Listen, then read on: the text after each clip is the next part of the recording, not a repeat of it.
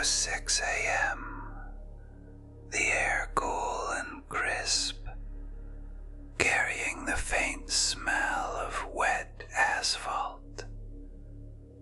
Cool, but heavy, like it carried a warning I didn't understand.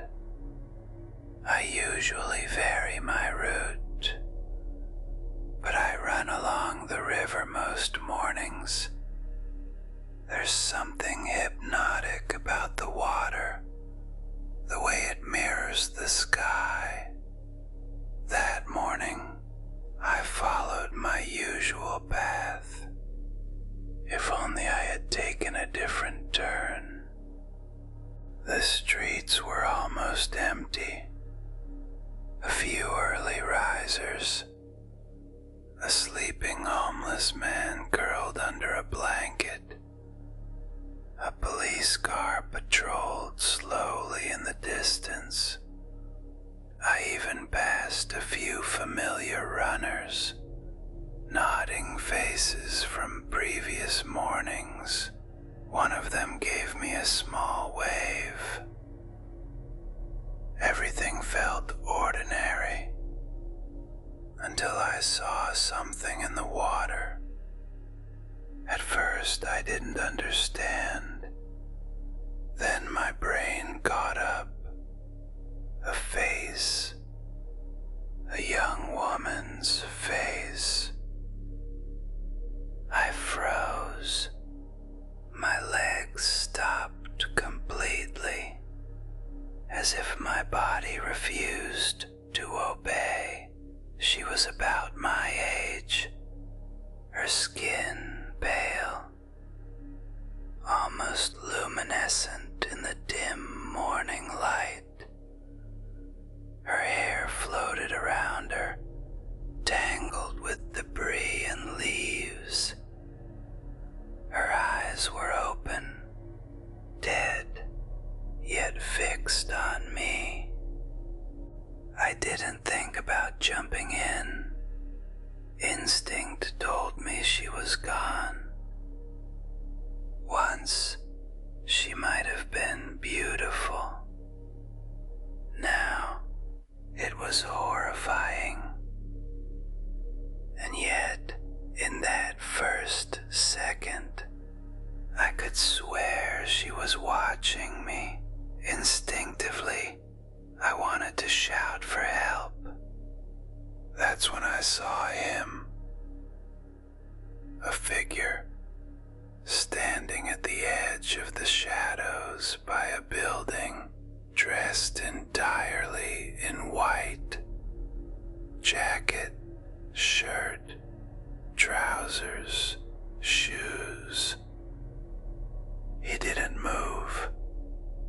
He just stood there, silently, unnervingly still.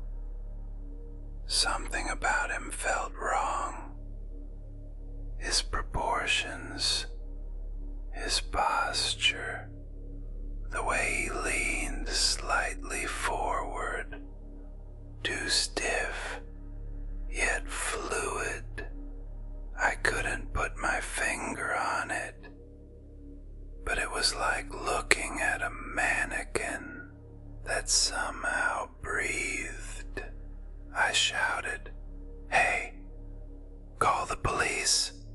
He didn't react, just turned his head slowly toward me.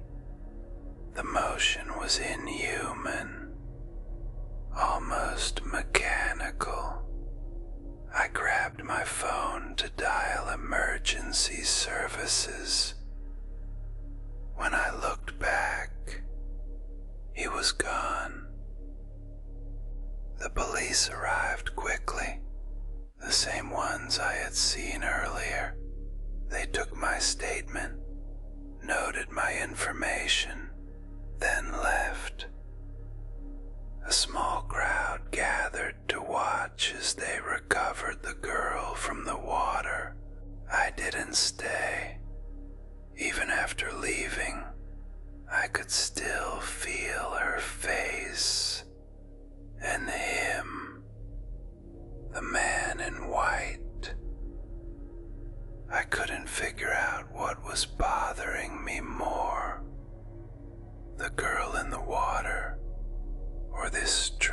strange man. It was a strange feeling, because seeing a dead body should leave a stronger impression. But this man on the other side of the street. At home, I tried to convince myself it was over. Showered, ate breakfast, then college. At college, I tried to focus. I told a few friends about what happened, then a few more. The story sounded strange, even as I told it. During lecture, I turned to find my friend and froze. He was sitting right behind me, the man in white. Only this time, it wasn't human. No face, nothing, no eyes, no nose, no mouth, just smooth, pale skin like wax.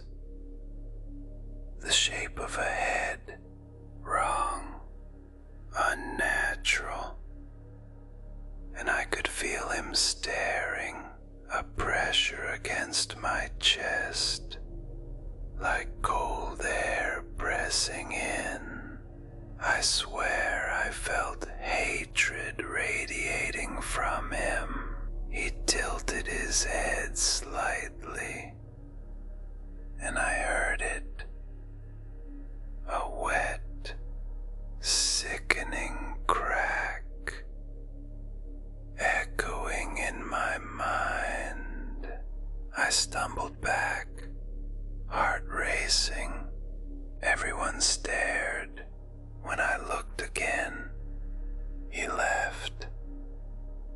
But I could feel his presence somewhere nearby. No one else had seen him. I left college immediately. On the bus home, I kept glancing over my shoulder.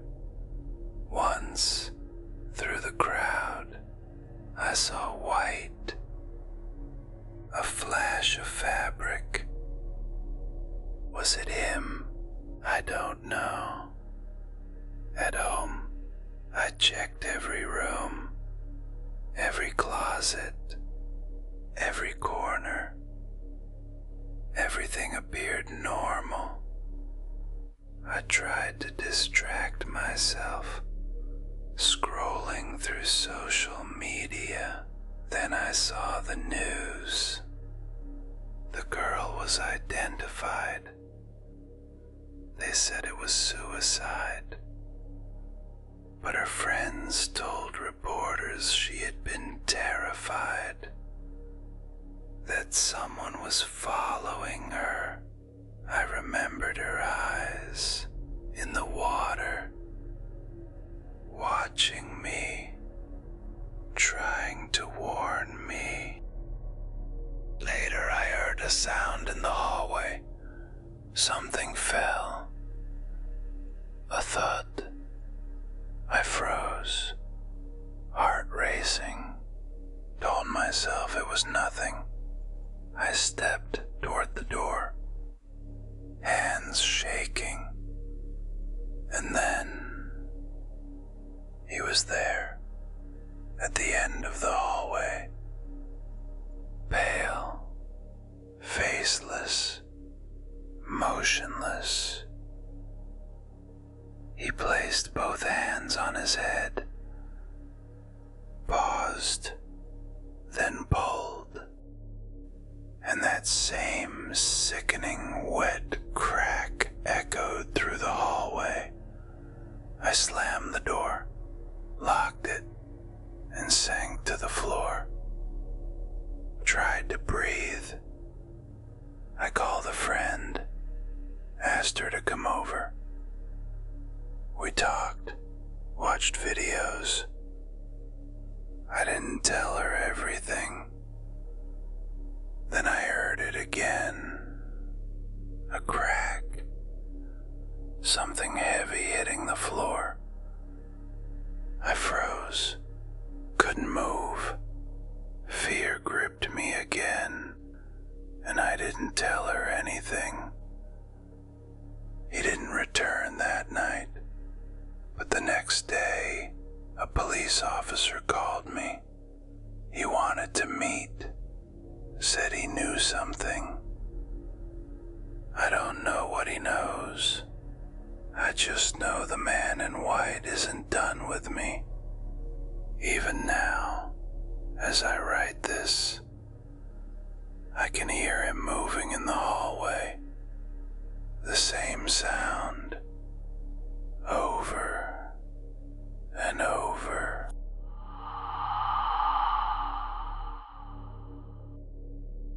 I never thought that night would leave a mark for the rest of my life.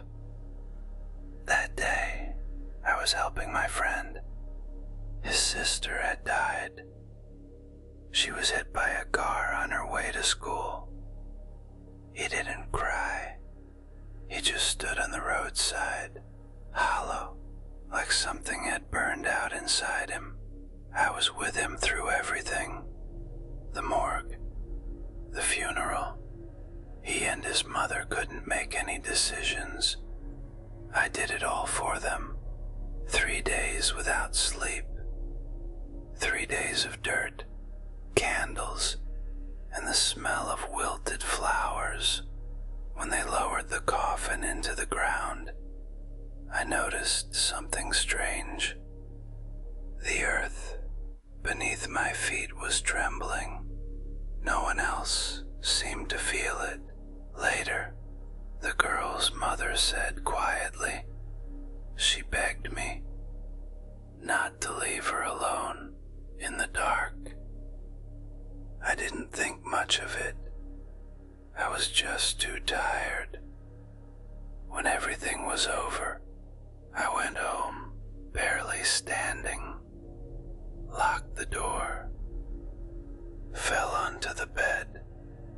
Sleep swallowed me instantly. Then, the doorbell. Sharp, short, like a gunshot. Once, then again, and again. Half asleep, I thought it was a neighbor. But who rings the doorbell at 1:30 in the morning? I pretended to sleep. The ringing didn't stop. Whoever it was, they knew I was home. Maybe it was my friend, I thought. Maybe he couldn't bear it, came over to stay. I got up, stumbling, unlocked the first lock, reached for the second, and suddenly something cold clutched my chest. A voice inside whispered, "Don't open it." I froze. "Who's there?" I asked. Silence, and then a voice. Not male, not female, not even childlike, muffled, as if someone was speaking from underground. "Open." I woke up instantly. That voice, it wasn't human. "Who is it?" I asked louder. The voice came again, closer this time, more insistent. "Open." I looked through the people. No one, just the hallway. The light flickered, and for a second I saw a small figure, a child, with a backpack. Bang! Something hit the bottom of the door, hard. "Hey, who's there?" I shouted. No answer. Only the handle shaking once, twice, then a rough, hoarse man's voice. Open. I pressed my eye to the peephole. Darkness, like someone covered it with their hand. I won't open, I yelled. Touch the door again, I'll call the police. In response, a child's laughter, light, ringing, and then the same man's voice, raspy and cruel. They won't help you. I stumbled back. The hallway light flickered, then went out.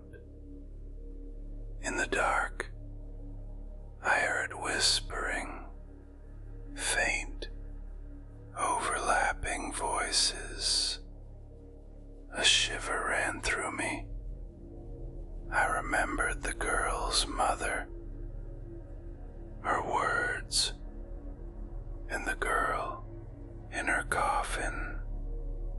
My temples were pounding. My vision went black around the edges. I ran to the kitchen, grabbed the cleaver, and stepped back toward the door. My whole body was trembling. I forced myself to breathe, to move, to open it.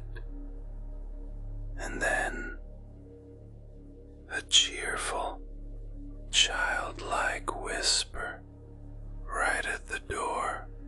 He's opening it. I froze. My hand stopped a millimeter from the lock. Bang! The door bent inward. Dust fell from the ceiling.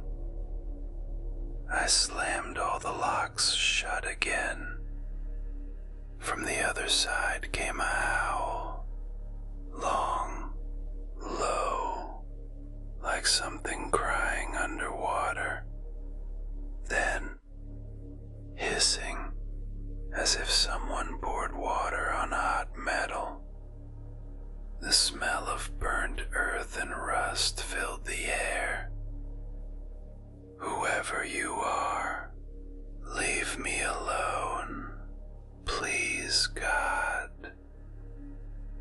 Laughter, then scratching, slow, steady, fingernails dragging across the wood. I stood there until my legs went numb, then just walked to my room and fell onto the bed, still holding the cleaver. Sleep came instantly.